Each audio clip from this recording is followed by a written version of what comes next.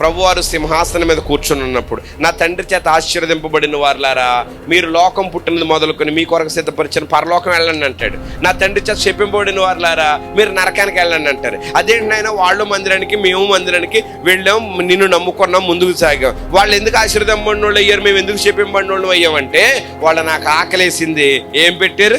ఆహారం పెట్టారు. అంటే మనకు కలిగినటువంటి ఆహారము ఆకలి కొనిన వానికి పెట్టుట నిజమైన ఉపవాసం.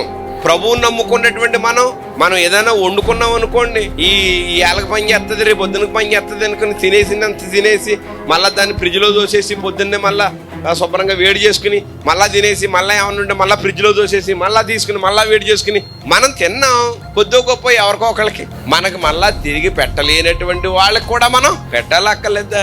పెట్టి మనం అలా చేసేటువంటి వారంగా కూడా ఉండాలి. అప్పుడు తండ్రి చేత మనం ఏమవుతాం చెప్పండి? ఆశీర్వదింపబడిన వాళ్ళు అవుతాం. మనం అడిగింది దేవుడు మనకి దయచేసి